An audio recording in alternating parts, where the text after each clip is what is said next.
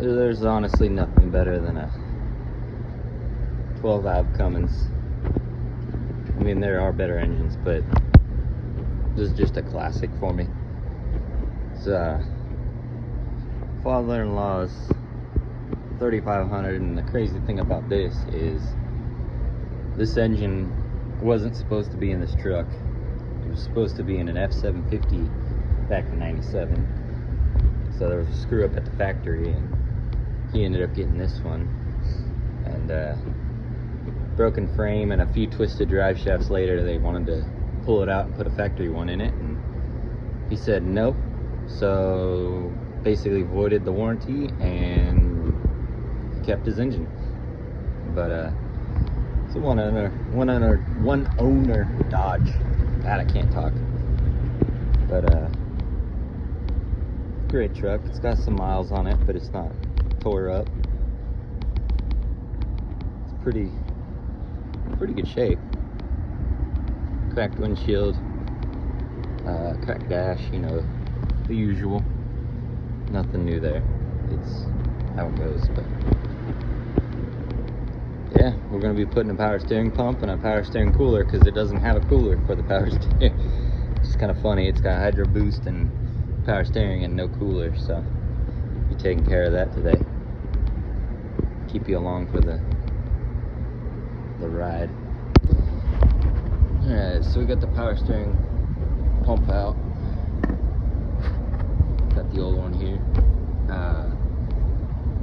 What I did to get it out was, there's 4 studs on here, and I pulled 3 of them out. This one, and this one, right here, that one.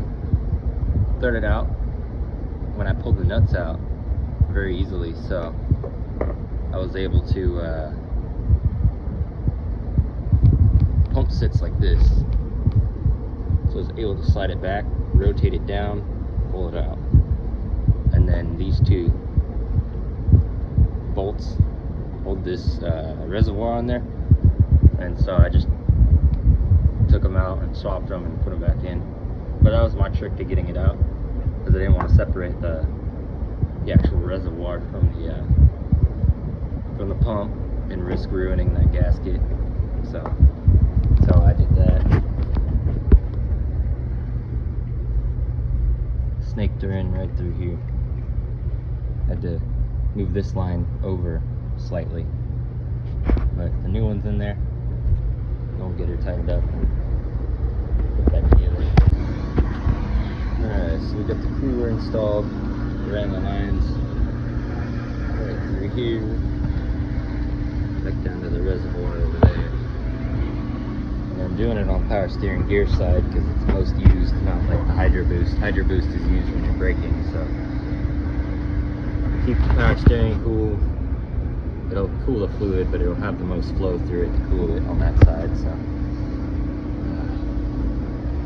that's how I was routing it. So under here you can access 2 of the bolts, and then your power steering line, as well as the hose clamp for the hydro boost return. I put it down here because it's the best place I can get to it with a screwdriver.